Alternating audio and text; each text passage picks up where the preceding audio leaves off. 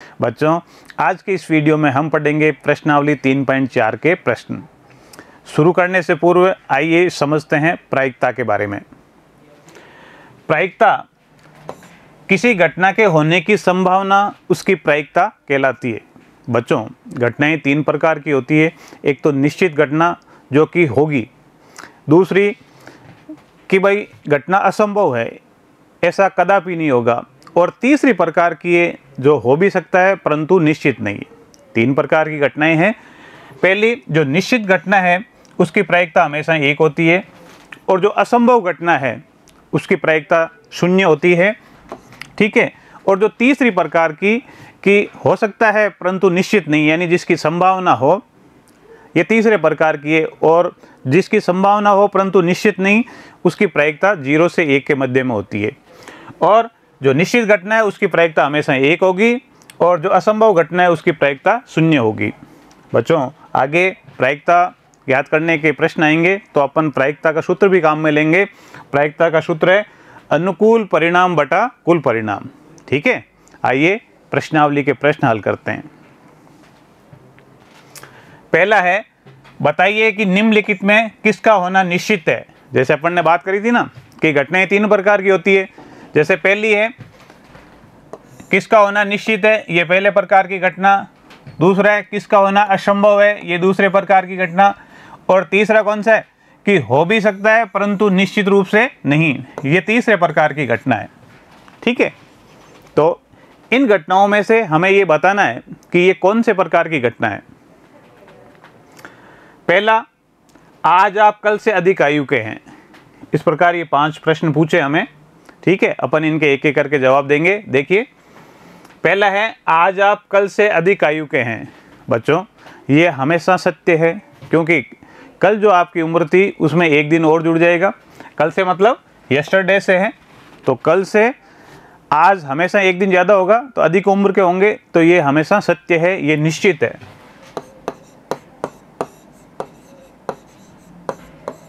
ठीक है। दूसरा है एक सिक्कों को उछालने पर चित्त आएगा। हमें पता है कि जब सिक्के को उछालते हैं तो चित्त या पट में से कोई सा आता है, तो ये संभावना है, ये निश्चित नहीं है ना। तो अपन क्या लिखेंगे, हो सकता है कि चित्त आए, परंतु ये निश्चित नहीं है।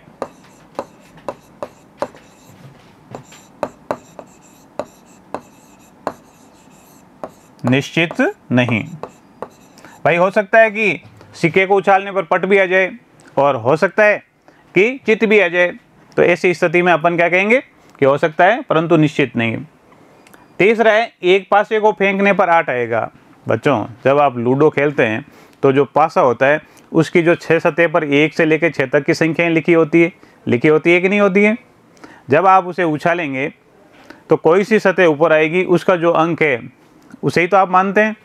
तो क्या लूडो में पासे को उछालने पर 8 अंक आता है? नहीं आता, तो ये असंभव है। ठीक है।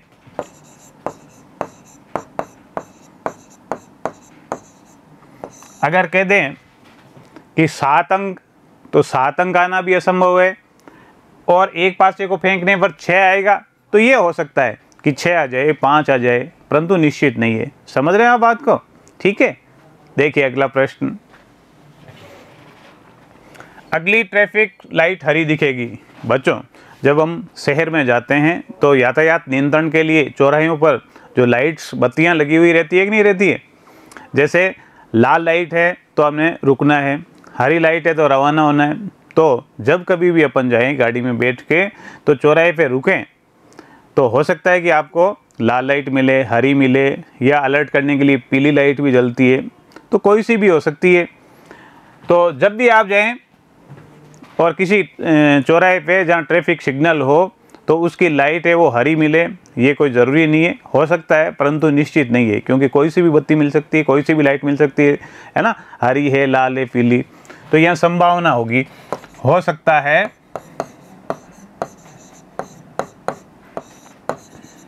परंतु निश्चित नहीं।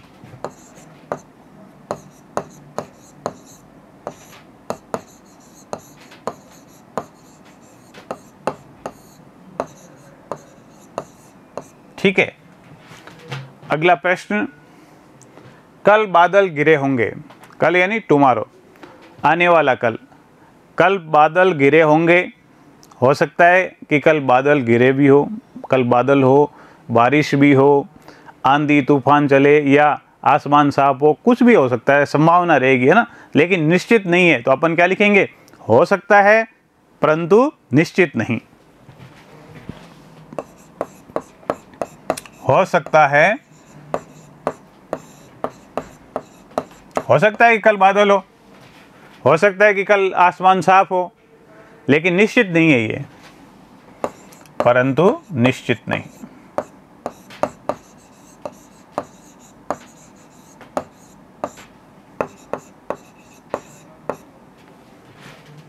अगला प्रश्न,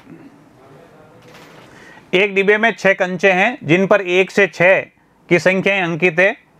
ठीक है, सेम साइज के 6 कंचे हैं जिनमें 1 से लेकर 6 तक की संख्याएं अंकित है।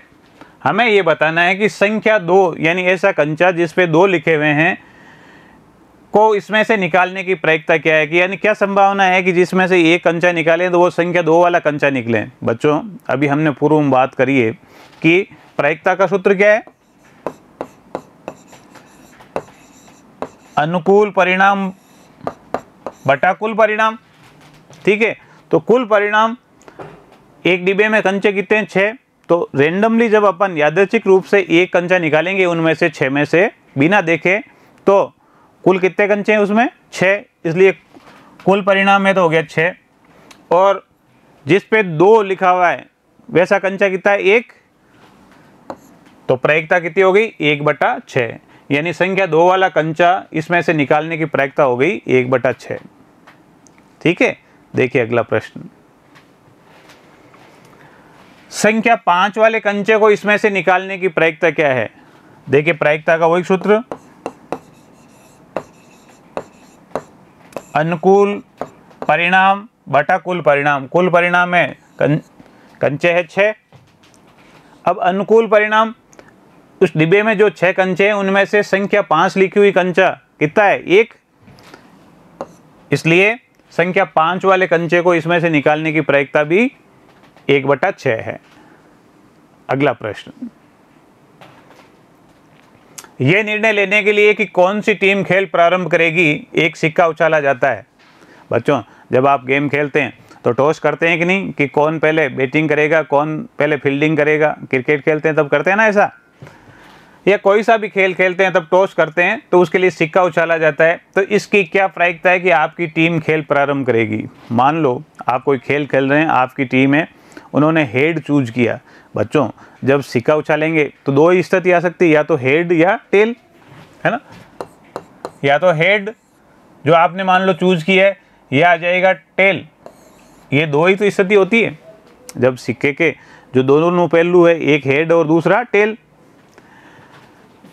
इसकी क्या प्रायिकता है कि आपकी टीम खेल प्रारंभ करेगी। मान लो सिक्का उछाला गया है और आपने है वो हेड चूज किया है, तो प्रायिकता क्या होगी कि पहले तो ये देखिए, सिक्का उछालने पर कुल परिणाम कितने आ सकते हैं, कुल परिणाम 2 आएंगे, या तो हेड आएगा या टेल आएगा, तो कुल परिणाम 2। अब सिक्का उछालने पर हेड आने की संभावना, यानी या तो हेड आएगा उसकी भी 1 और टेल आएगा तो भी 1, तो हेड चूंकि आपकी टीम ने क्या चूज किया, हेड, तो हेड आने की संभावना 1। तो प्रायिकता क्या हो गई कि आपके जीतने की, हेड के आने की, तो 1/2, तो प्रायिकता क्या हो गई, 1/2। बच्चों, आज के वीडियो में इतना ही। आप घर पर निरंतर अभ्यास करते रहिए। धन्यवाद।